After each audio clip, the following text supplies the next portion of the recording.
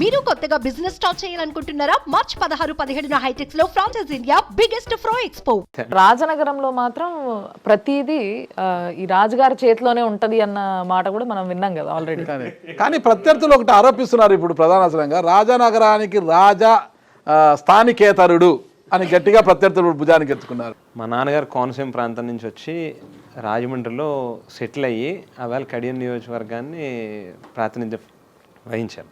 ఈవేళ నన్ను ఎవరైతే స్థానికేతరుడు అని అదే పనిగా మాట్లాడుతూ ఉన్నారు, అంటే నాకంటే ముందు 10 ఏళ్ళ పాటు 2 టర్ములు పెందుర్తి వెంకటేష్ గారు శాసనసభ్యుడిగా పనిచేశాడు. ఆయన స్వగ్రామం సీతానగరం. రాజమండ్రిలో మా ఇంటికి 200 మీటర్ల దూరంలో ఆయన ఇల్లు ఉంది. అంటే సీతానగరంలో పుట్టి రాజమండ్రి వచ్చి రాజమండ్రిలో నివాసం ఉంటే వాళ్ళేమో అక్కడ స్థానికులు, నేను వచ్చి రాజమండ్రిలో ఇల్లుండి తెల్లారు లెగిస్తే పొద్దున్నే 6ంటికి నా జీవితం మొదలయ్యి మళ్ళీ రాత్రి 12-1 గంట దాకా అదే పనిగా ఆ గ్రామాల్లో దొల్లి ఈ గ్రామాల్లో ఆ రోడ్లు వెంబడి తిరిగి ఎవరైనా సమస్య వచ్చిందంటే ఇక్కడి నుంచి బయలుదేరి పురుషోత్తపట్నం వరకు వెళ్ళి నన్ను చూసి వస్తూ ఉంటాం. నేను ఇక్కడ పుట్టి ఇక్కడ పెరిగి ఇక్కడ సేవలు చేస్తూ ఉంటే నేనేమో స్థానికేతరుని. ఈరోజు మీకు ప్రత్యర్థిగా టీడీపీ జనసేన ఉమ్మడి అభ్యర్థిగా జనసేన పార్టీకి చెందిన బత్తుల బలరామకృష్ణ బరిలోకి దింపారు. ఇప్పుడు బత్తుల బలరామకృష్ణ రాజాకు సరైన ధీటైన వ్యక్తి కాదంటే ఏమంటారు? ఖచ్చితంగా కాదనే చెప్పాలి. అయితే ఇక్కడ ఇంకో ప్రశ్న ఉందన్న నాకు.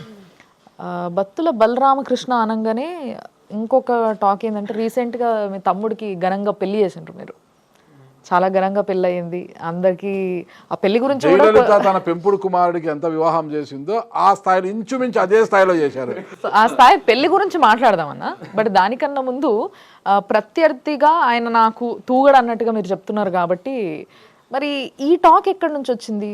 గణేష్ గారికి కుదిరితే వాళ్ళ కూతురునిచ్చి పెళ్లి చేద్దామని మీరు అనుకుంటే ఆయన వద్దన్నారని కొందరు, ఆయన అడిగితే మీరే వద్దన్నారని ఇంకొందరు. ఇది ఎక్కడి నుంచి వచ్చింది? గణేష్కి పెళ్ళి అయిపోయింది, వాళ్ళ పాపకు కూడా మ్యారేజ్ అయిపోయిందమ్మా. ఈ స్టేజ్లో మనం ఊరికి ఆ వ్యక్తిగత జీవితాల గురించి మనం మాట్లాడుకోవడం అనవసరం. ఎందుకు ఇక్కడ స్థాయి కాదు అక్కడ స్థాయి ఎట్లా అయిందా అనేది ఒక డౌట్ అంతే. మనం ఒప్పుకోలే కదా, మనం ఏం ముందుకు పోలే కదా. సో అప్పుడు కూడా స్థాయి కాదని అనుకున్నారు.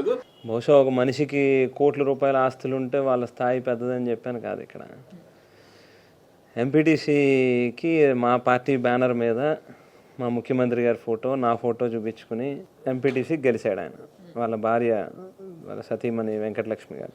ఈవేళకి దాదాపుగా 1.5-2 సంవత్సరాలు కావస్తుంది. మా పార్టీని వ్యతిరేకించి నన్ను వ్యతిరేకించి పార్టీలోంచి వెళ్ళిపోయాడు ఆయన. అదే పనిగా 1-4 సార్లు అడుగుతూ ఉన్నాం, మీరు ఎమ్మెల్యే కోసం ఆలోచన చేసే ముందు మా ఎంపీటీసీకి రాజీనామా చేసి అక్కడ మళ్ళీ పోటీ చేసి గెలవండి, అప్పుడు మీరు ఎమ్మెల్యేకే చేస్తారో ఎంపీకే చేస్తారో ఇంకా అంతకంటే పై పదవులు చేస్తారో మాకేం అభ్యంతరం లేదు అని చెప్తున్నాం.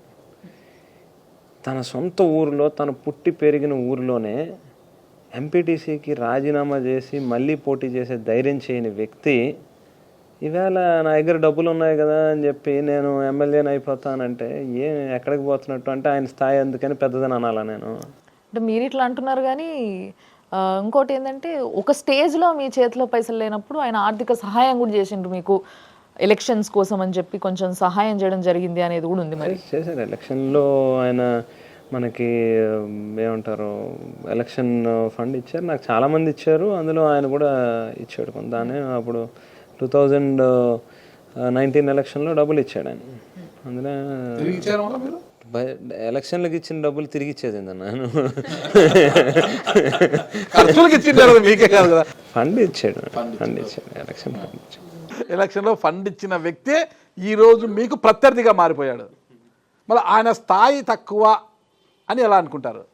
స్థాయి అనేది మళ్ళీ అదే చెప్తున్నా, రాజకీయాల గురించి మాట్లాడారు మీరు. మీ మీద సరితూగుతాడా ప్రత్యర్థిగా పోటీ చేయడానికి అని అన్నారు. నేను దానికి సమాధానం చెప్పాను, ఒకసారి తూగడు. ఓకే, నాకు ఒక్క అనుమానం ఏంటంటే, జక్కంపూడి ఫ్యామిలీకి మెగా ఫ్యామిలీకి చాలా దగ్గర సంబంధాలు ఉంటాయి. వాళ్ళ కాంపౌండ్ వీళ్ళ కాంపౌండ్ కలిసిపోయి ఉంటుంది అంటారనమాట. చాలా క్లోజ్ యాక్సెస్ ఉంటుంది వీళ్ళిద్దరు 2 ఫ్యామిలీస్. కానీ అందుకేనంటే మెగా ఫ్యామిలీకి జక్కంపూడి ఫ్యామిలీతో చాలా క్లోజ్నెస్ ఉంటుంది కాబట్టి మీతో తూగని వ్యక్తిని తెచ్చి మీకు ప్రత్యర్థిగా బరిలోకి దింపారనుకోవచ్చా? చిరంజీవి గారి కుటుంబంతో విడదీయలేని బంధం అయితే ఉంది, అదైతే వాస్తవం అన్న. అంటే నాన్నగారు చిరంజీవి గారిని బాగా అభిమానించేవారు. అంటే నేను ఈ మధ్యకాలంలో గణేష్ మ్యారేజ్ కార్డు ఇవ్వడానికి శుభలేఖ ఇవ్వడానికి వెళ్ళినప్పుడు కూడా చిరంజీవి గారు పాత అన్ని నాన్నగారితో ఉన్న రిలేషన్ అవన్నీ కోట్ చేస్తూ చెప్పినప్పుడు నిజంగా చాలా గర్వంగా అనిపించింది. ఇటువంటి ఒక గొప్ప నాయకుడు కడుపును పుట్టాం మనం అని చెప్పి.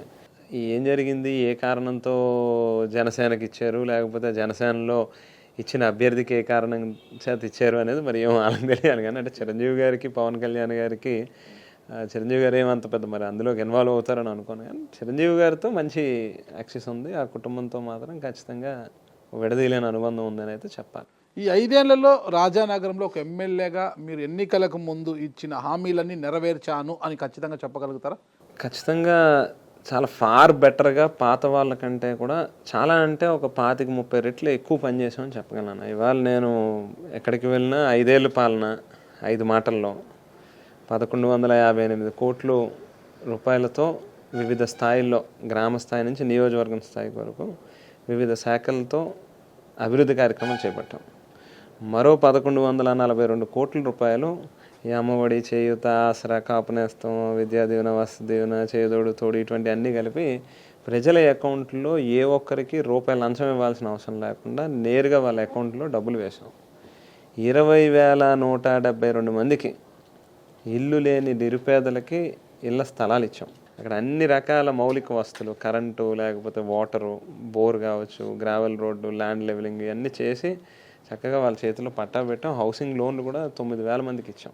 4వ అంశం వ్యవసాయానికి కూడా చాలా పెద్దపీట వేసాం.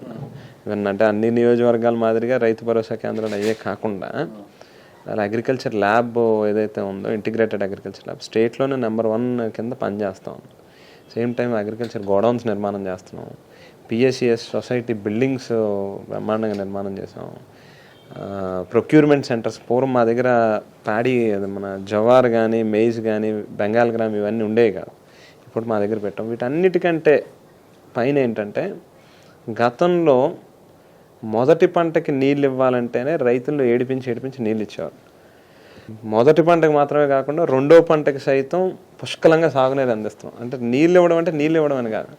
ఒక రైతు ఏడాదికి ఒక పంట వేస్తే ఎంత వచ్చేదో ఇవాళ కౌలు డబ్బులు మిగిలే పరిస్థితి వస్తుంది. అది కాకుండా 2వ పంట వేయడం వల్ల దాని మీద మరో 30,000, 40,000, 50,000 అదనంగా సంపాదించుకునే పరిస్థితి వస్తుంది ఒక ఎకరానికి ఒక రైతు. సో ఈ 4 అంశాలు. 5వ అంశం 2019 ఎన్నికల ఫలితాలు వెలువడినటువంటి మరుసటి క్షణం నుంచి మళ్ళీ రేపే ఎన్నికలు అన్నట్టుగానే పనిచేస్తూ వచ్చాం. ఎన్నికల్లో ఒక ఓటేస్తే 3 పనిచేస్తాం అన్నాం. అమ్మ, నేను, తమ్ముడు.